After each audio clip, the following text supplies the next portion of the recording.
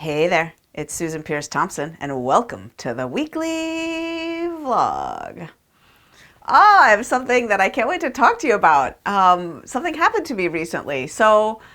Okay, the context is that as a mother of three kids, I feel like I don't get enough one-on-one time with my kiddos. I was an only child myself, so I had nothing but one-on-one time with my mom, with my dad.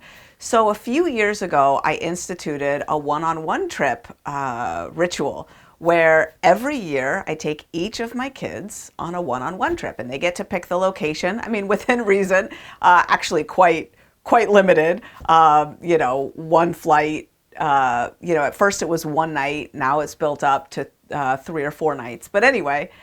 So I was on my one-on-one trip recently with Robbie, and we were on a 3-night Disney cruise, which was great. We got out of the winter in Rochester. We flew into Florida, into Orlando, and got on a ship at Cape Canaveral and sailed to the Bahamas. And the first night we were at dinner. So just for context about dinner, the way the dinner works on a Disney cruise is you're seated with the same dinner companions for the whole cruise. So what was it going to be? Friday night, Saturday night, Sunday night, 3 nights in a row, having dinner with the same people. So who you are randomly paired with to eat dinner is going to have a big impact on your trip, right? Do you have anything to talk about? Do you have anything in common? And because I was just alone with Robbie, we were seated with two other parents with single kids. So single parent, single kid, just a duo. And there were 3 of us, right? So 6 people total at this table. So the first night I sit down at the table, and this lovely lady sitting next to me turns to me and says, "You're Susan Pierce Thompson." And I just go, "Yeah, I am." And she says, "Well," I don't know what she said exactly. Like, I can't believe that. She says, "I do bright light eating. Like, I'm a bright lifer." So it turns out that this lady, Jenny from Chicago, started doing bright line eating in 2016 with the January 2016 boot camp. And she was there with her 13-year-old daughter. It was her daughter's birthday, and they were doing a one-on-one trip as well. Jenny also has multiple kiddos. And so we talked a little bit about that, not much, and had dinner. And there was another mom with her daughter there.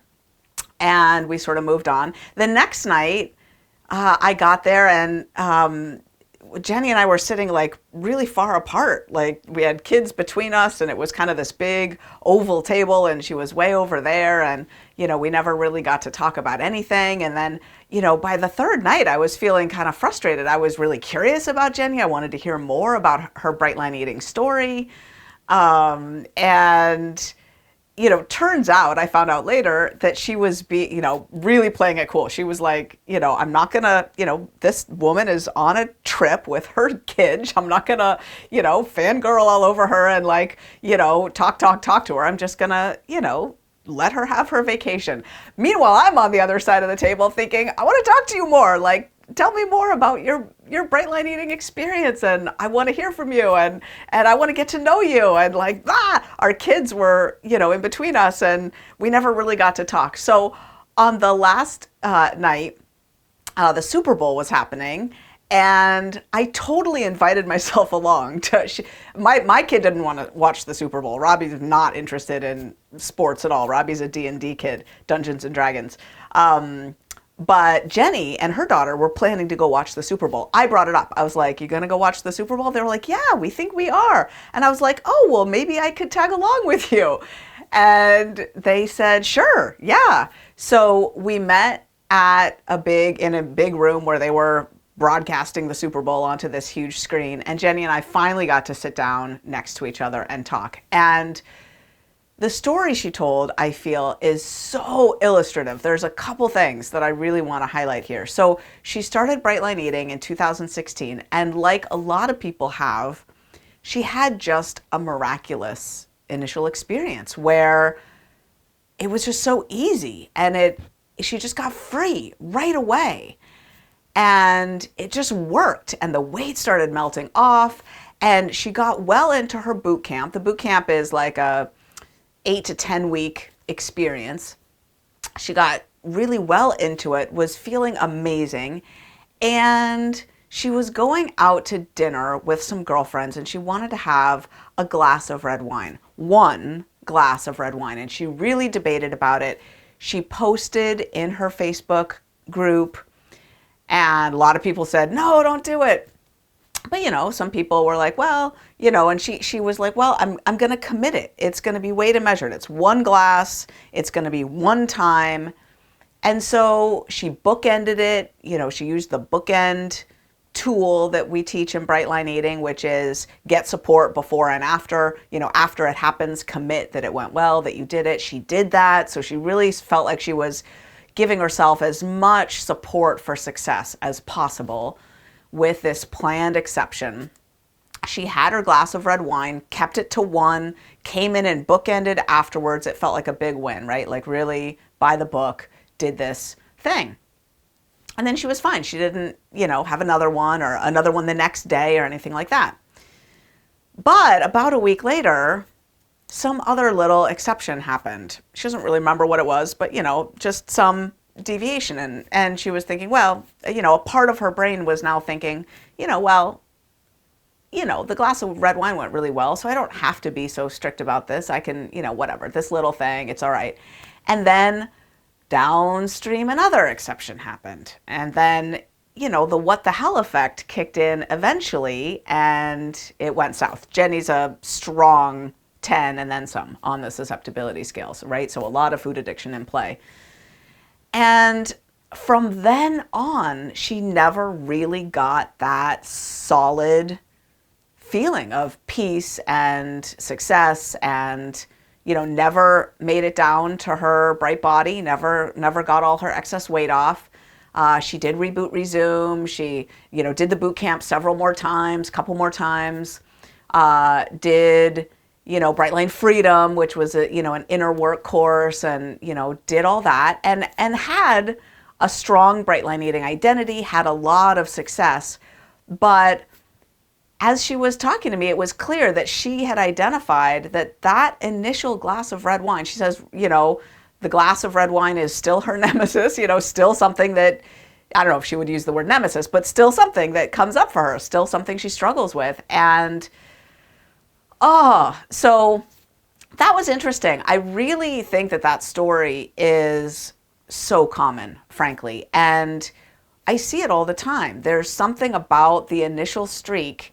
And when you get a brain that thinks that an exception is okay, it just puts you into this zone of making the exception, trying not to make exceptions, wrangling with the exceptions. And it's an exhausting place to be, and it's very hard to come back from that. Usually what I see is people who come back from that and really regain peace reach a level of exhaustion, frustration, maybe even desperation with that, and have a really clean, fresh start, and then are clean from there. That's what I did with restaurants. 8.5 months ago, I went back to day one with restaurants. I shot a vlog on it.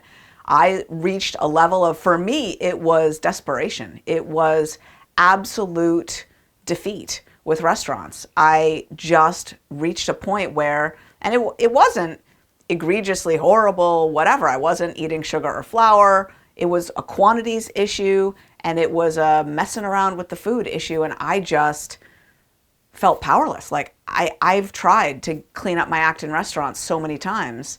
And for me, I went back to day one. I had a really clean, fresh start, and now it's been that amazing, miraculous peace since then. So that's what I usually see happen.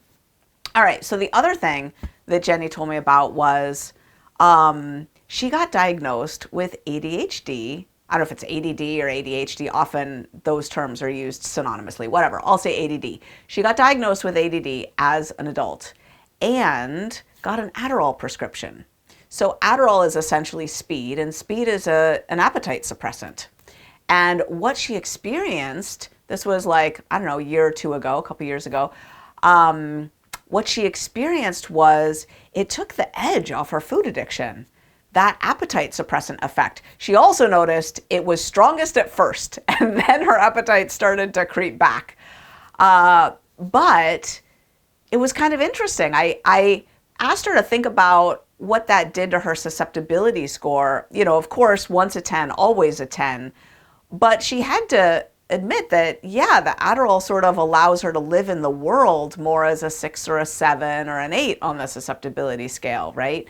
And so, you know, she kind of fell away from bright line eating over the last couple years. And what she told me was that seeing me on this cruise felt like a wink and a nudge from the universe of like, okay, you can't have a clearer sign than that. She's like, all right, it's time for me to get back to bright line eating, like really, really do this thing. I think sometime during the pandemic, well, you know, mother of several kids, like, yeah, I get it. Sometime during the pandemic, she sort of fell away, never really made the transition over after Bright Ticket Week in November of 2021 and needs to join up again. She was a Bright Lifer for years and years and years, but sort of lost her way with it. So, yeah, I think she'll be back with us. And I mean, you know, we'll see. But it's interesting. The medication issue is coming up for a lot of people, and I'll probably shoot a vlog about this at some point. But there's all these diabetes medicines, Ozempic, and you know, Wegovy is now the weight loss version of it. But that class of drugs, the semaglutides,